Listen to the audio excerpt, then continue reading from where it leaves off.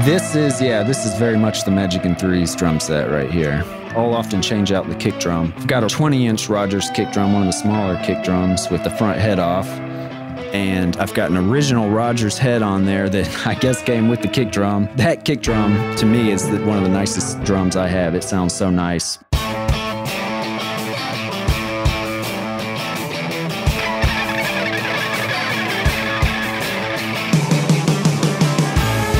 Welcome to Recording Studio Rockstars. I'm Lid Shaw, and this is the podcast created to help you become a rock star of the recording studio. Hello, Rockstars. It's your host, Lid Shaw, and welcome to Recording Studio Rockstars, bringing you into the studio to meet with recording professionals, to hear their stories and learn from their experience so that you can make your best record ever and be a rock star of the studio yourself. My guest today is Nick Devan, a drummer, producer, mixer, and lover of old school soul music.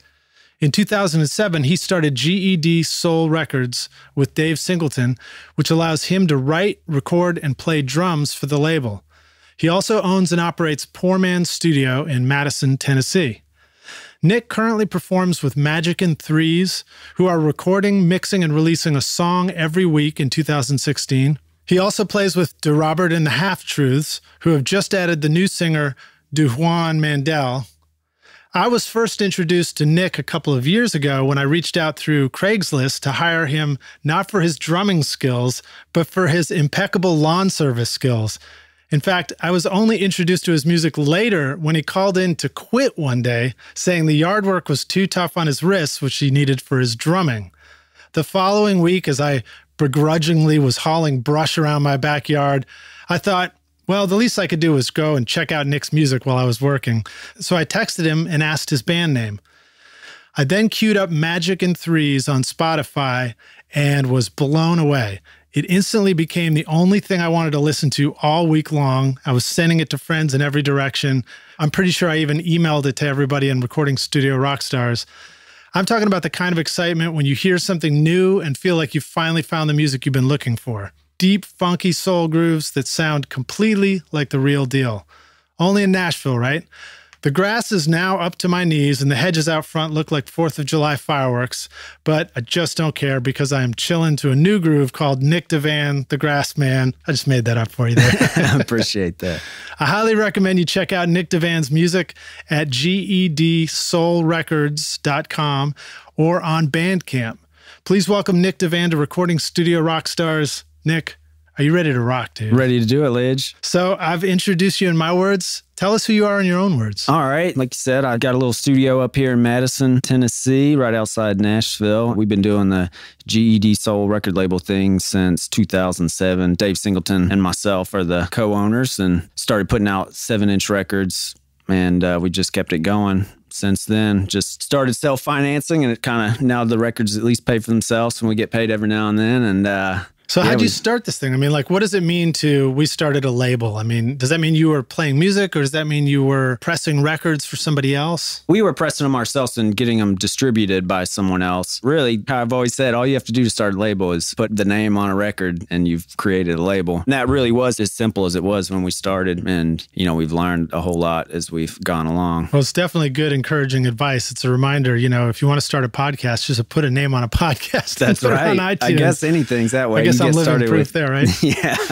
So you guys were teamed up. You were in college. You both loved soul music, weren't you? Didn't you tell me you were doing a radio show as well to start? Yeah, and actually that's how it started. Dave and I had a radio show at MTSU doing the G.E.D. Soul Review, just spinning records. There's the Defunk program here in town. I don't know if you ever listen to that Doyle Davis runs. Okay. We were really inspired by him. He's been on for years and years. Now he's on the new one here, WXNA. Yeah. He's got a show again, which we're real happy about. But anyways, it was just a funk and soul format radio show, and we had a couple bands that formed out of that. He's usually played bass, and I've played drums for years and years. So. Okay, cool. As somebody starting a label, you guys just said, we're going to go look around for other music that we really like. What's the next step? Yeah. What happens when you find music you really like?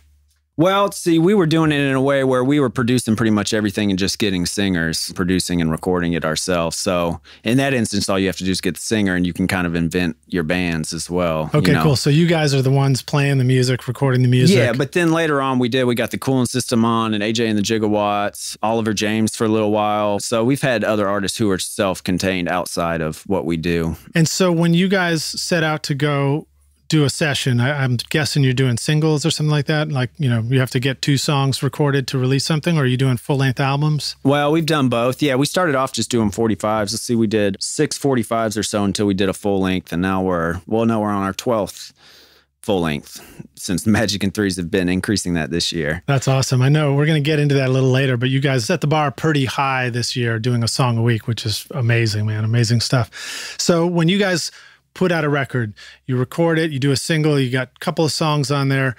What's the next step? You got to have money to press vinyl. Were you guys pressing vinyl? Were you doing digital releases? Yeah. When we started off, we were just doing 45s. And at that time, in 2007, the digital was starting, but it wasn't what it is now. Definitely the streaming side of things.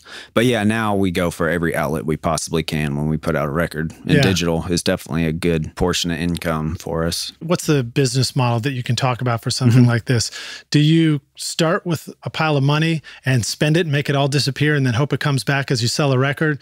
Or do you adopt sort of a newer model where you can do Kickstarter fundraising in order to raise the money before you go press the record, for example? Both. We never took out a loan. Dave and I just, for the first 45s, we would both just throw in and we'd sell them. So it was just an investment for us. 45 is not a huge investment. In 2007, I think it was just like 600 or 700 for 500 45s. Now seems like it's almost doubled in price. Really? So it's gone up? Yeah, I'm pretty sure it's almost 1,300 now for a 45. Well, perhaps that's because the demand for vinyl has just increased. Oh, yes. Yeah, definitely. But we've done it both ways. So we did it where we paid for ourselves, and then we did do a Kickstarter campaign and we got the money and it was helpful. But the 3 records that we had out, they didn't sell quite as well as we wanted to. So we were sort of back at the same place we were. But I feel like that's the way it is with any label. Even if you think you got a sure thing, sometimes it doesn't work, and vice versa. Sometimes you might be a little hesitant about something and then all of a sudden it starts rolling. Okay. So that was sort of a question I was going to ask, is like,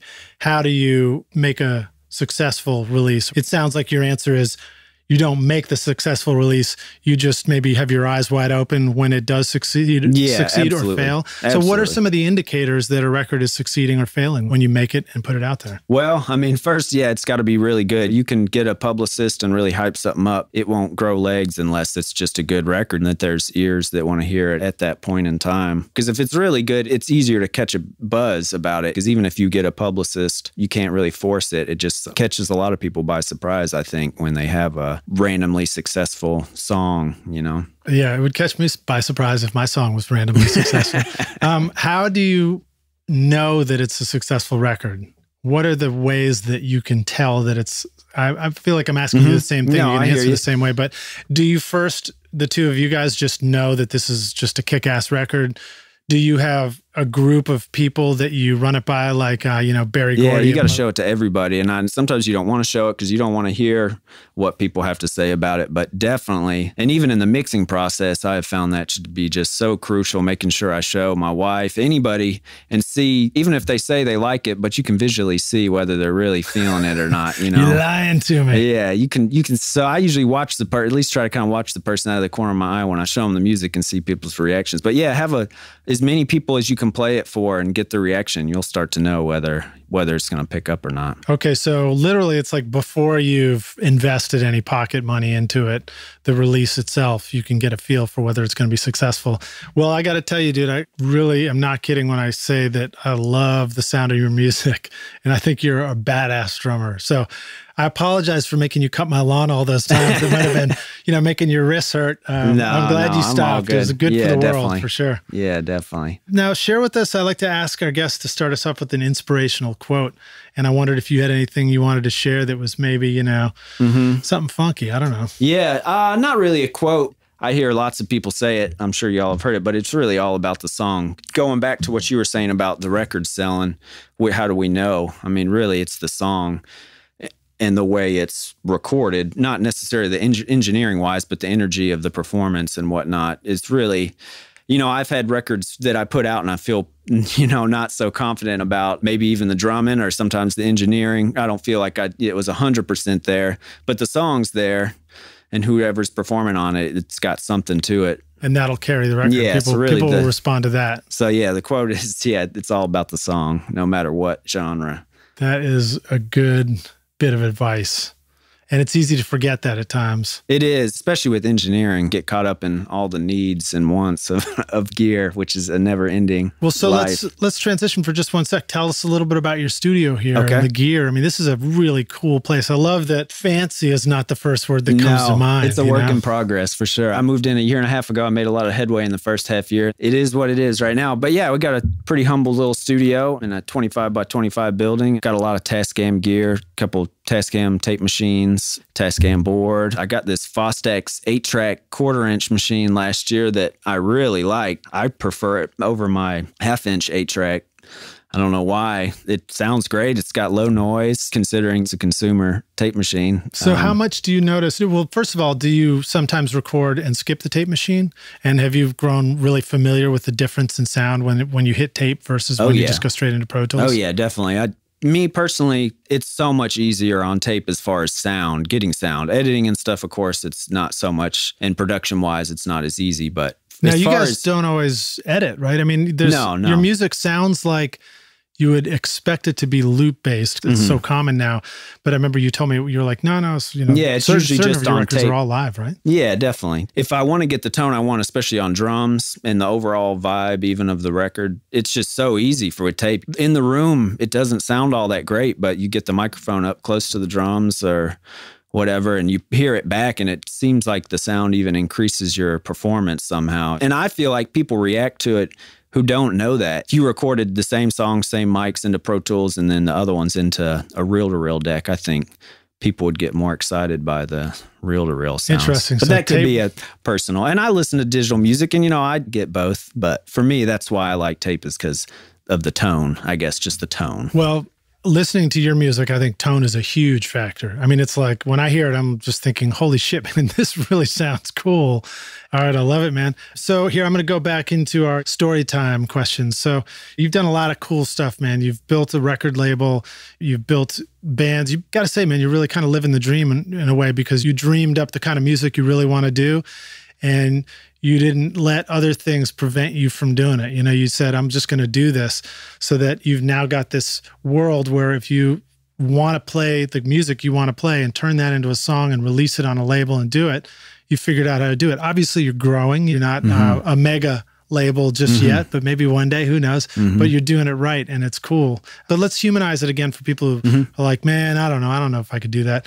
Can you share with us? That was a long question. Right. Can you share with us, a story of real failure for you? Well, I mean, there's definitely been times where, like I said, we had the Kickstarter thing and we still ended up, we ran out of money again, which is, I think, every small label's biggest problem is money. So there's been lots of times where we didn't know what to go ahead. And that time, luckily, we got out because we licensed a song, and then we were able to get these Magic in Threes LPs out. So we got the ball rolling again on the vinyl side. I feel like when I was starting the label, I was also starting real world engineering practice. And I feel like from when I started, I was growing and I was learning more, and I really tried to start bringing Pro Tools into the mix and doing some other stuff, and got away from some of the simpler things. The more I learned about engineering and the more I learned about my gear, a little bit more. Rockstars, can you relate to that at all? Start feeling a little ashamed of my consumer setup, which is still pretty much the situation. I get more and more gear, but I feel like you just got to use what you got and keep going. But anyways, what I was trying to say is that as you're learning, it's easy to sort of get away from where you really want to be. And especially with gear, you can really cloud your head with what you need, when a lot of times it really isn't as big of a difference as you think. Now, what about a moment of success for you guys? You wouldn't still be doing it if you hadn't experienced something that was thrilling about all this. Getting every record I get out, I feel like, is a success, because it's always there. And especially since we do vinyl, there's the physical aspect of it. The more records we put out, I feel like the more successful we get. But as you build on, inevitably you start seeing better results and you start learning more about what you're doing.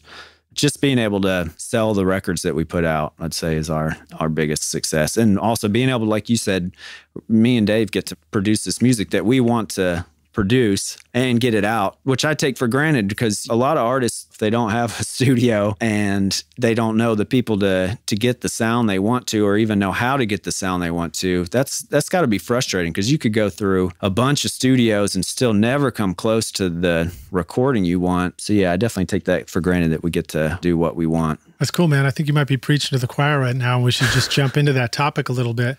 Let's talk about your studio, how you like to record in it, and get right down into some of the nitty-gritty. The sound that you get on your recordings is fantastic. The sound on the drums is fantastic. It doesn't sound like 13 mics on the drum kit. Can you talk about, start with the instrument. Is that the drum kit you're often playing? This is very much the Magic and Threes drum set right here. I'll often change out the kick drum. I've got a 20-inch Rogers kick drum, one of the smaller kick drums with the front head off. And I've got an original Rogers head on there that I guess came with the kick drum. That kick drum, to me, is one of the nicest drums I have. It sounds so nice. Let me ask you another question about that. So front head is missing. So we've got just a head on the beater side, no head on the other side. Talk about the difference in a kick drum sound when you've got two heads on it versus just that single head like that. Yeah, definitely. I think of the head off as a 70s type of tone. And definitely probably 80s as well. Although then they were getting it more into the front head with the hole in it.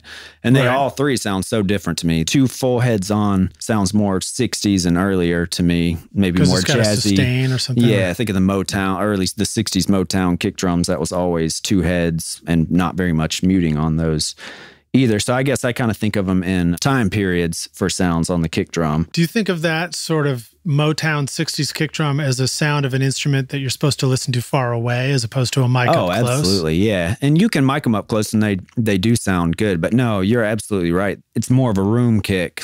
And I think that was partially probably just because of the methods of recording at that time. Yeah. But you can definitely get a good sound with it up close on those type of heads. And later in the 60s, I think, they were moving more towards that where they were close mic. Okay, so then we go to the 70s, jump forward 10 years. We've somewhere in there, there's been a market crash and housing has come back and all that kind of stuff. But, now we've got one head's taken off the kick drum.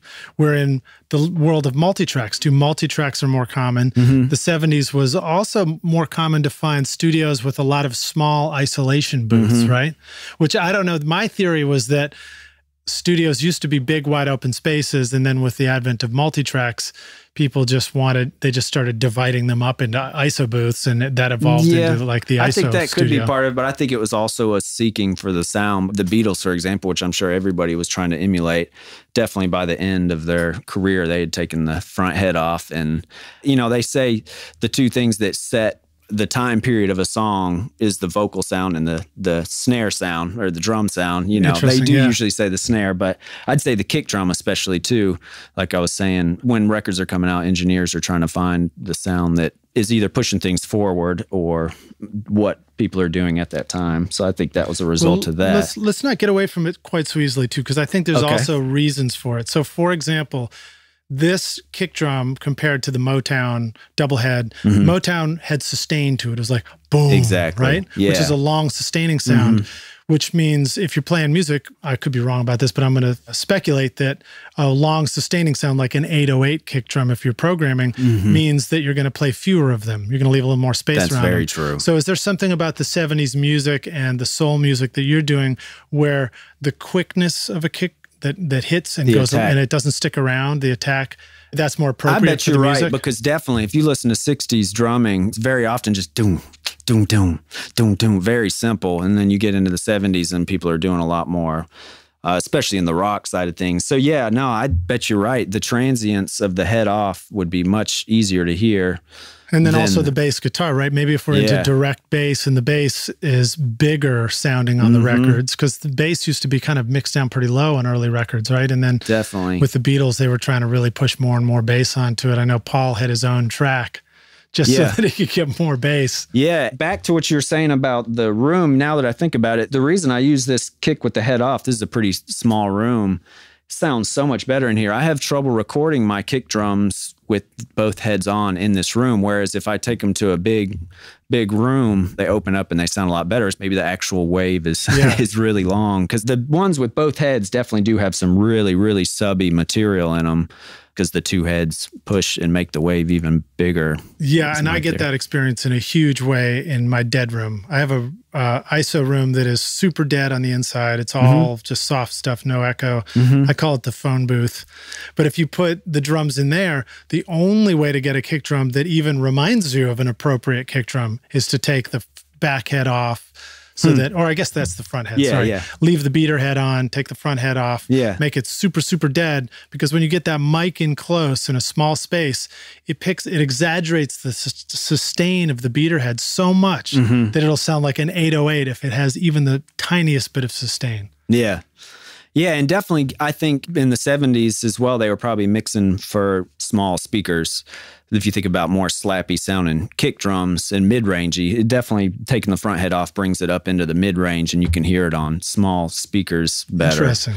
All music kind of became that way. You want to be able to hear it on small speakers, whereas if you put the front head on, it's very hard to get it in the small speakers. Yeah. So what are some examples of small speakers today that you reference on to know that you're getting your sound right? Last year, finally got an Oratone, an old, I think it's from the 80s. And actually, the guys from Oratone are right up here in Hendersonville. They're running it out of their garage now. And so I got to take it up there, and they put a new speaker in and made sure it was up to spec. They won't send any parts out because they try to keep everything at this very specific spec, which was really cool. But anyways, so yeah, the Oratone, running mono through the Oratone for me has made mixing so much easier. That's super cool. Yeah, I don't have an Oratone. I have an Avantone, which is like, I looked at those too. Yeah, powered one, and it's been really cool to have that and have this whole different perspective. Do you do it in mono? I do it. I sum everything to mono. So I've got my stereo NS10s in front of me when I'm mixing, and then when I want to check mono, I've got a switch on my. I have one of these dangerous audio monitor ST things, but I got a switch so I can switch over to the Avantone,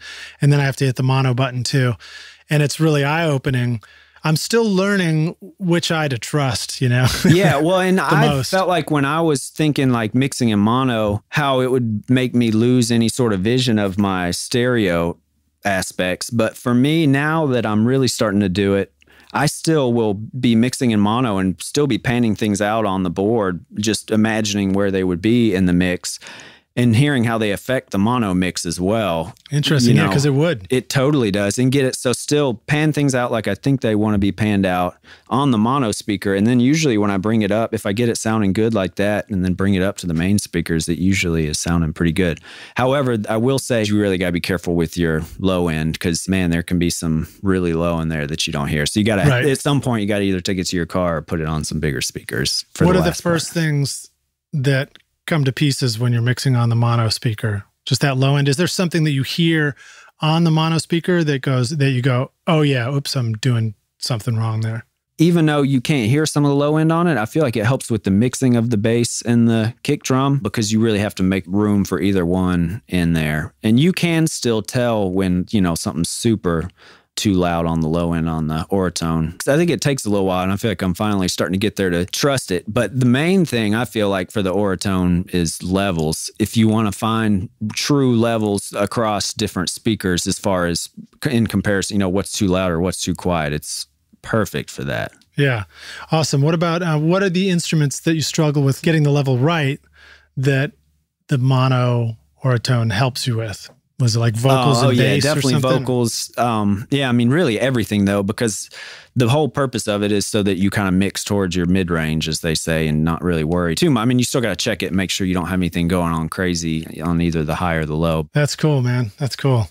All right, well, so now let's keep going around the drum kit a little bit. I don't want to leave out some of the other important elements. Well, the snare is the other very important thing, is the Ludwig Superphonic, which it should be in every studio and has been. I mean, they call it the most recorded snare of all time because you can tune it down, get a nice thick sound. You can tune it up, get a good crack to it.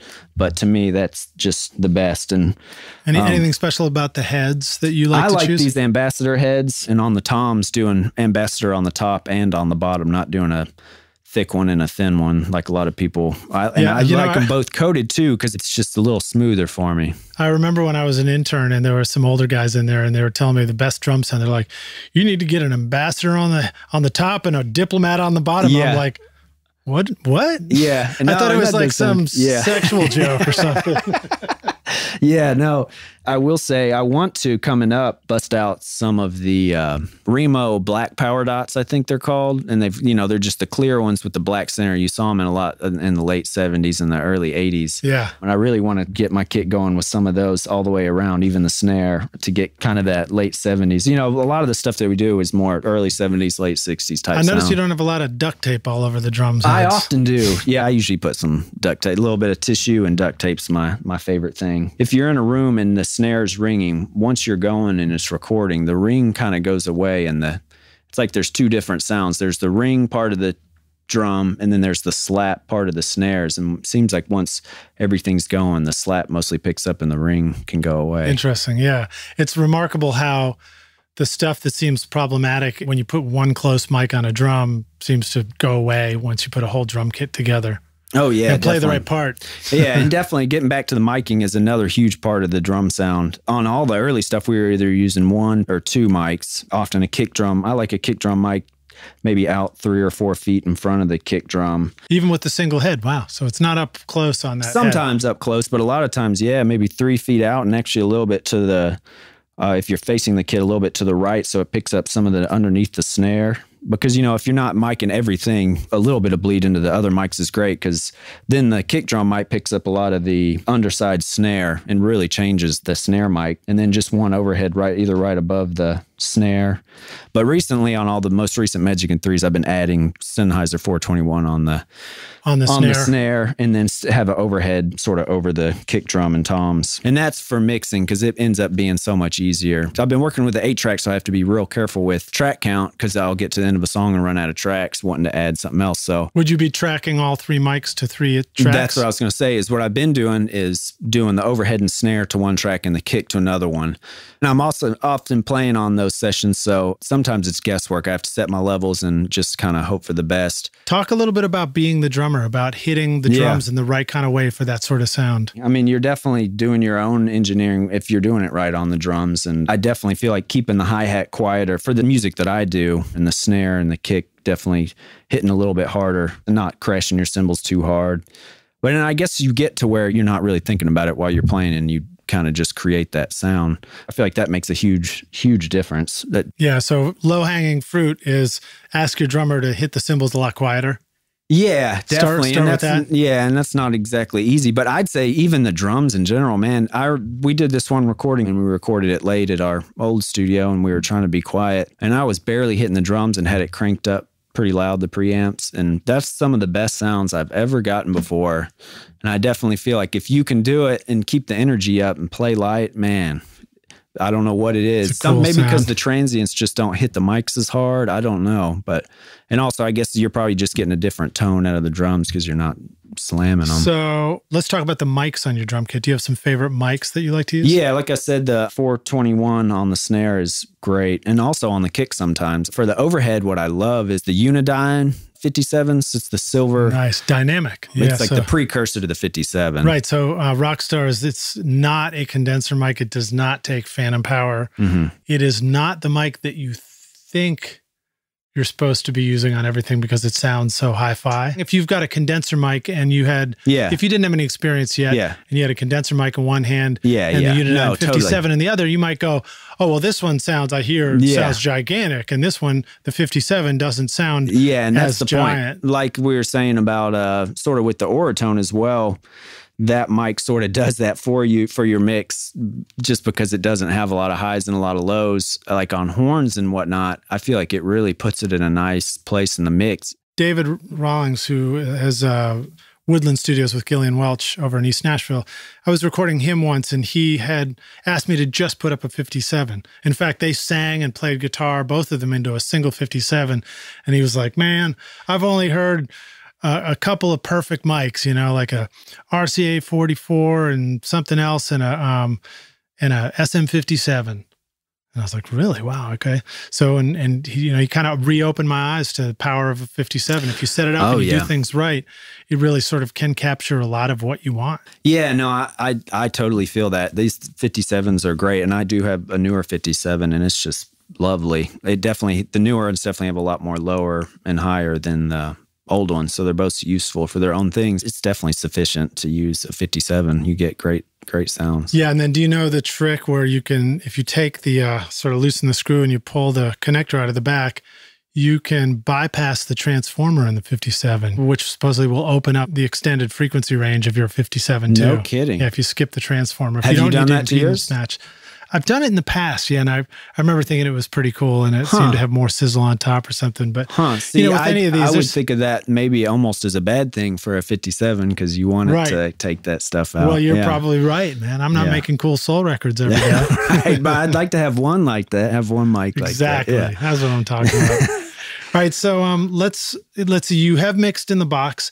What are some of the plugins that do seem to work really well for you, getting a great sound when you're mixing in Pro Tools? Oh man, Waves, CLA 2A, the copy in the LA 2A, very simple, and it seems to sound great on everything as far as I can tell. I don't know if you're familiar with the Vahalia reverb stuff. Valhalla or whatever. Yeah, the plate reverb I got of that is really nice. I'd like to get a couple more of their stuff. They definitely seem like they take the time to do it right, and that's all they focus on too is reverb ones at the moment, I believe. Yeah, I've also heard that they sound great and that they're a great price. Yes, $50 for every single one of them. That's great. Yeah. How about a secret for great guitar sounds when you're recording and mixing? You guys record some really cool guitars in your music. Well, it's definitely all about the guitar and the amp and the player. We started off with this cheapo Fender amp. It was a tube head, so it wasn't too bad. It was this Rockstar thing, so it was pretty cheapo, and we just used like a PA head, and it was decent. Don't call Rockstars cheapo, man.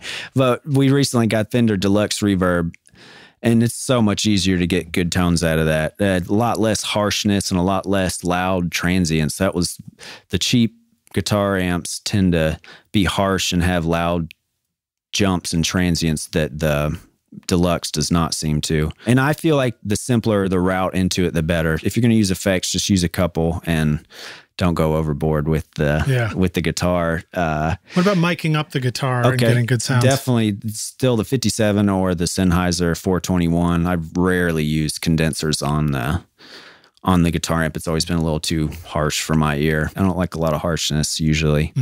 What are some of the things that you do as far as positioning the mic to avoid harshness? I never mic it right on the cabinet. I've never had luck with that. I always do it a couple feet out. And I do that for pretty much everything, even vocals. I usually do at least a foot between the singer and the mic. If you have a decent room, I feel like that helps a lot for sure. It makes it easier. I guess if you're in a bad room or an ISO boost, you'd want it right up on it.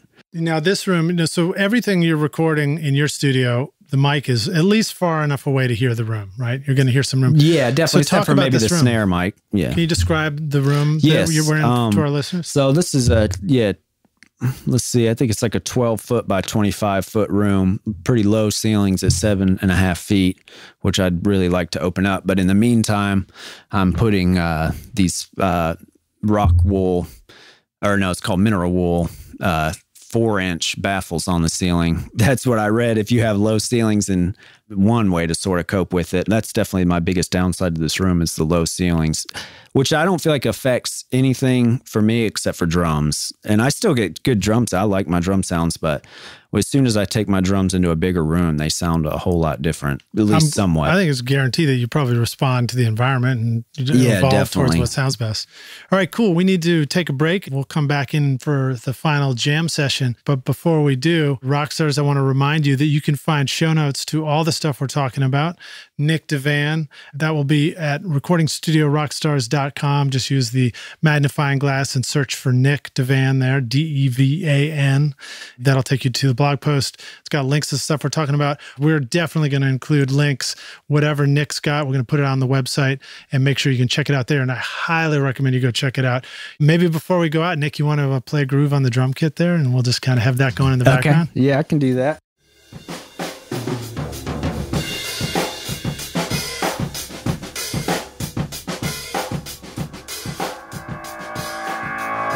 Hey everybody, it's Lid Shaw, and I want to thank you so much for listening to this episode of Recording Studio Rockstars. I really appreciate you, and I really appreciate your time. And as a way of saying thank you, I've created a special mix tutorial just for you, Rockstars, totally free, called the Mix Master Bundle. With it, you get over 2 hours of detailed videos watching over my shoulder as I mix a song in my studio. Plus, I give you the free ebook that explains how I recorded the tracks. And you get downloadable multitracks so that you can practice your mixes, including the Pro Tools session file, using nothing but stock plugins in Pro Tools, all of which you would find in any other DAW, whether you're on Logic or Studio One or Reaper. Maybe you're struggling with trying to improve your mix technique, or maybe you just simply don't have access to multitrack files or can't record a full drum set in your studio. I wanted to give you a chance to create your own mixes from full drum kit, bass, and guitars recorded in my studio. The song is called American Winter, and it's off my instrumental record Skadoosh, and it's all available for you totally free right now. All you need to do to get it is text Mix Master Bundle to 33444, and I'll send it directly to your email. Again, that's Mix Master Bundle with no space to 33444, or you can go directly to mixmasterbundle.com, enter your email, and I'll send all the files directly to you. Thanks so much, rock stars. We'll see you guys in the jam session. Cheers.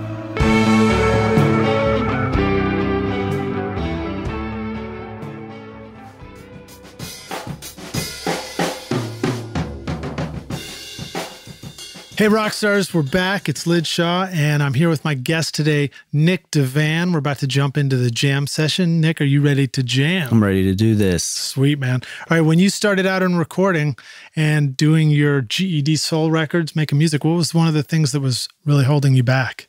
Well, definitely lack of gear. Focusing on it too much can hold you back as well. But at that time, I really was just running a couple mics, really had a poor setup, and it's really built from there.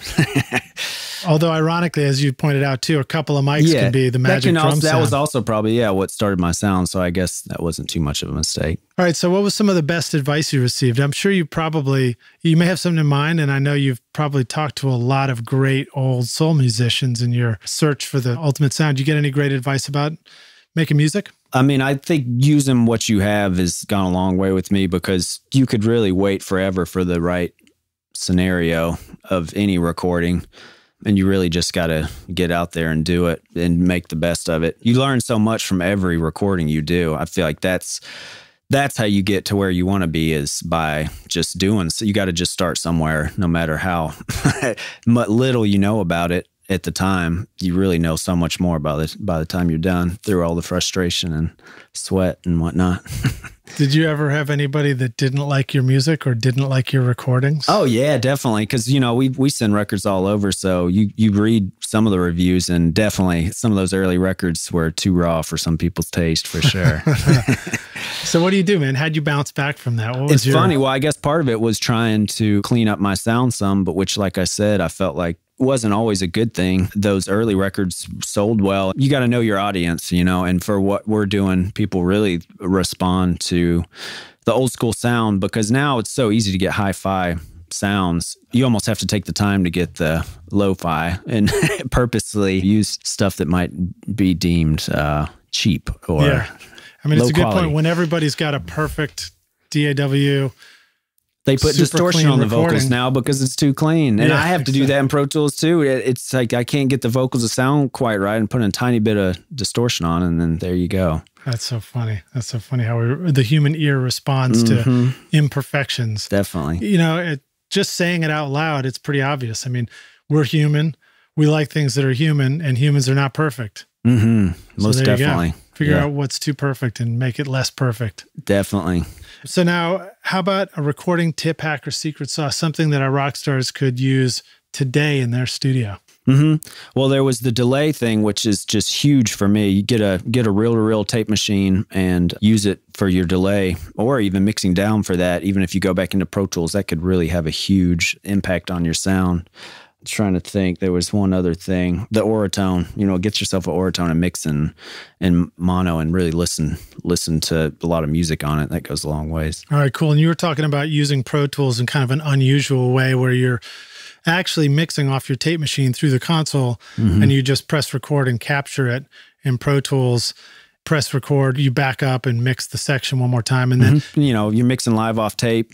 You got to bring the vocals down or up for the chorus, and you mess that up. You stop the tape. Your Pro Tools is still recording a stereo file. You rewind the tape, play it again, get it right.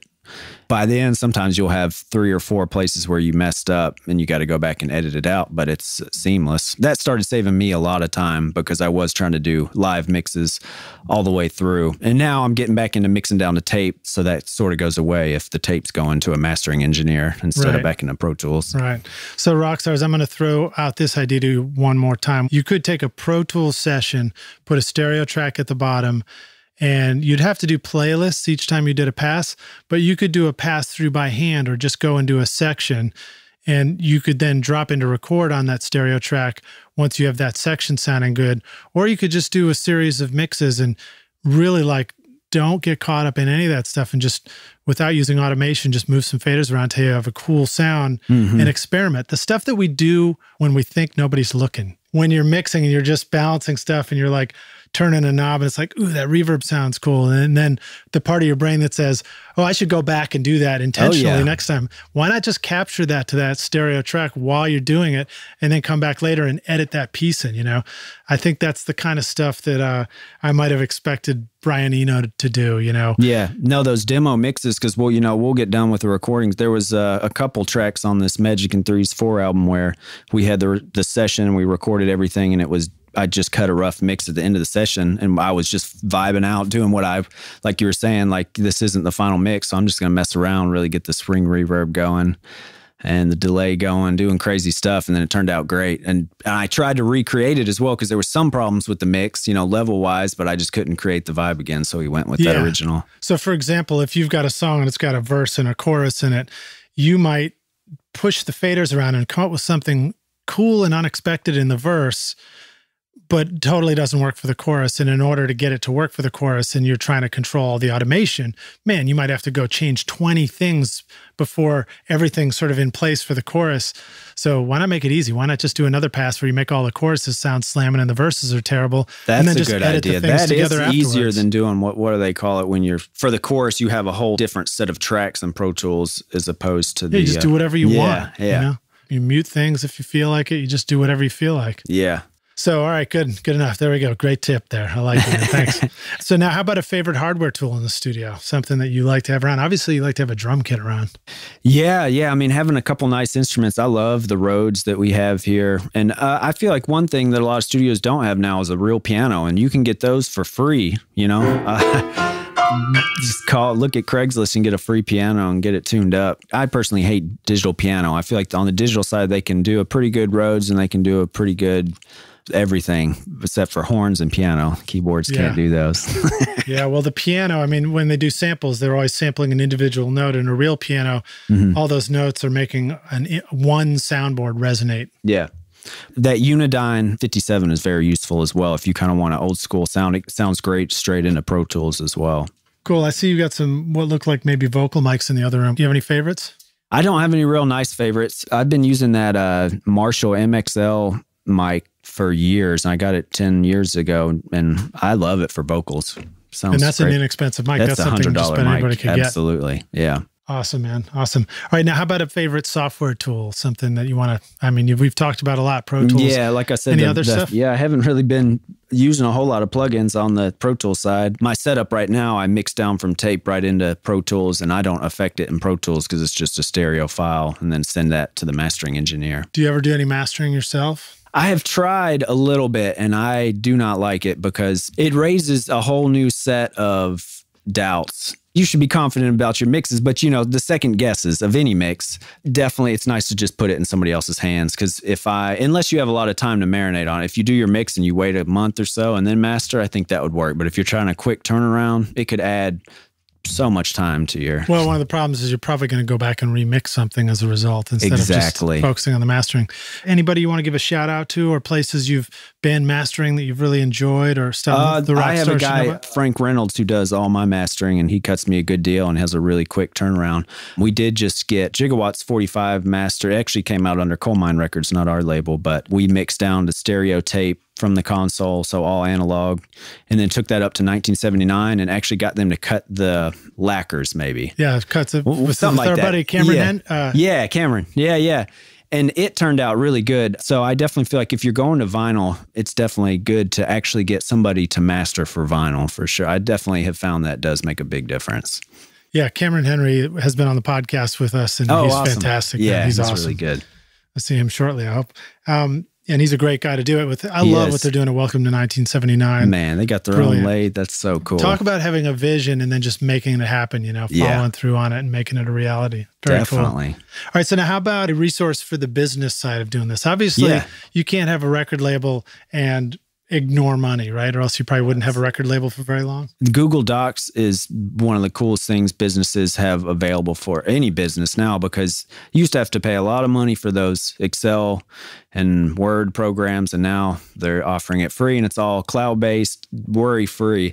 Beyond that, if you put out 15 releases and they have different artists and you try to think about the royalty calculations and they differ for digital and physical, and have individual songs with different writers on albums, that gets very complicated very quick, pages and pages of Excel. So we started using, there's a company called LabelWorks. We use the Royalty Works section of it. Set up so great. You can get everybody on it. You put in the information in a very simple format and it figures all that complicated stuff. Super cool.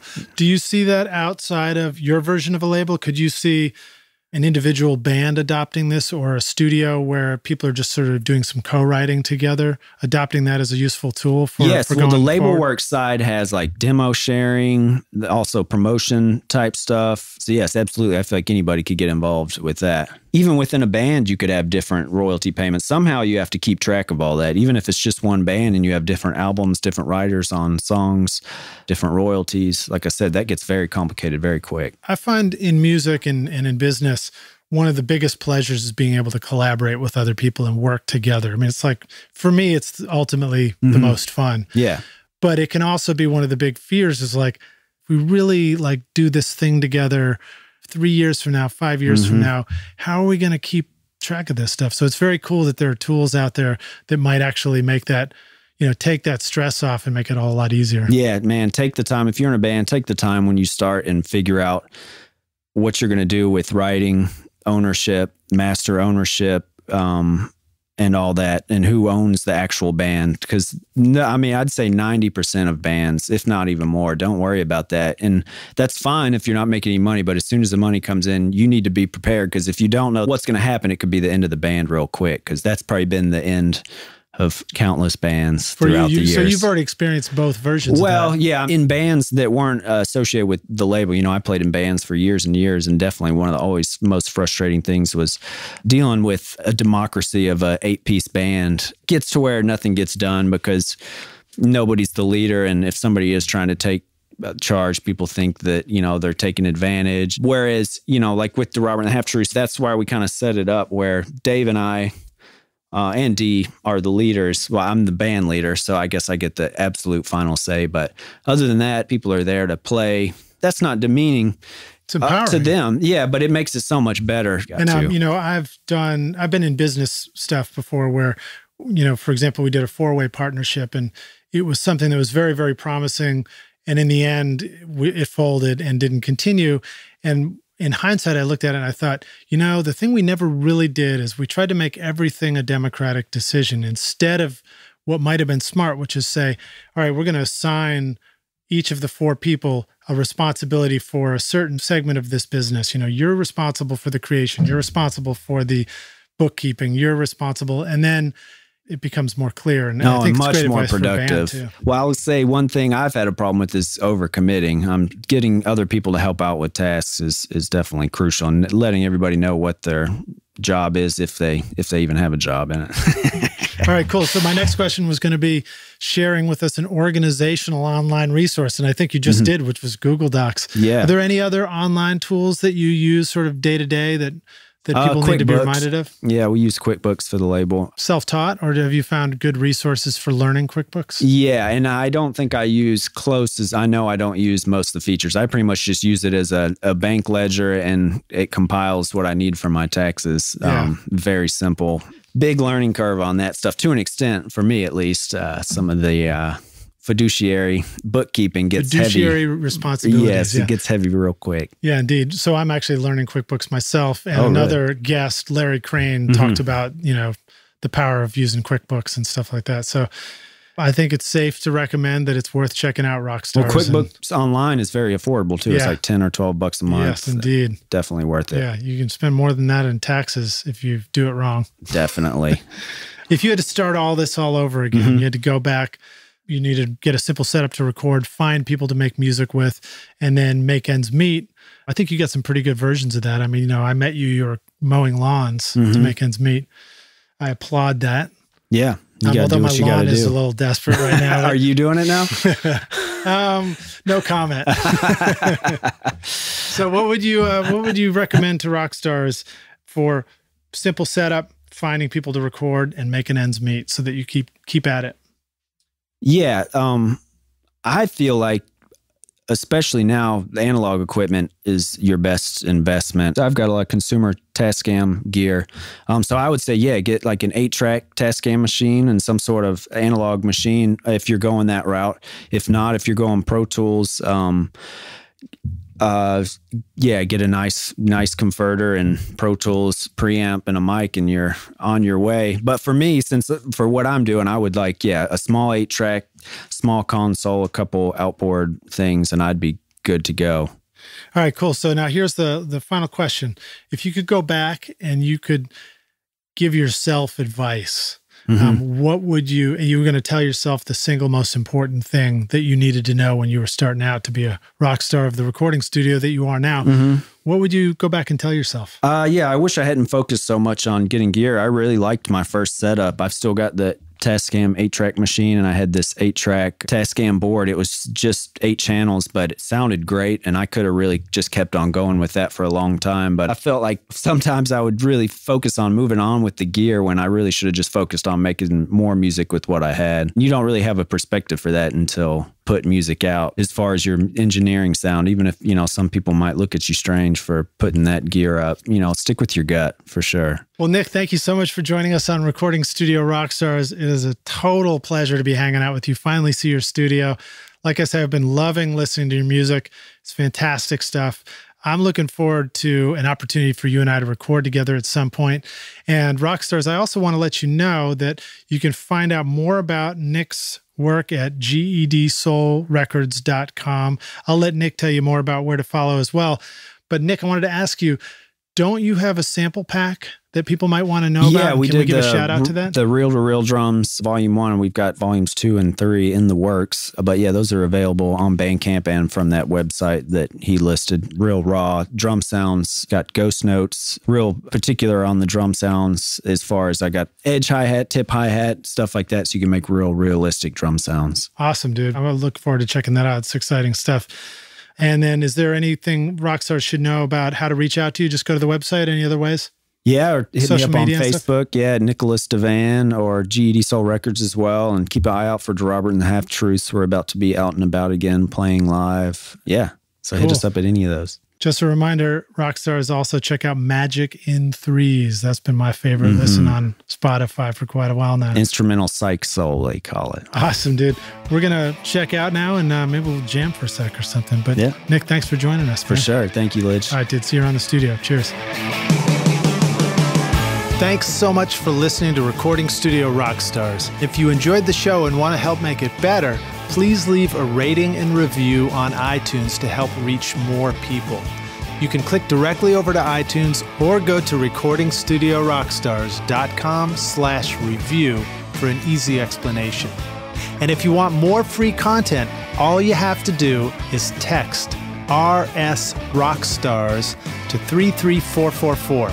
Again, that's RS Rockstars to 33444, and I'll keep you in the loop with articles, videos, and podcast updates. And I'll let you know about any upcoming giveaway offers, all totally free. Thanks for listening. I'm Lid Shaw, and this is Recording Studio Rockstars. Now, go make great music.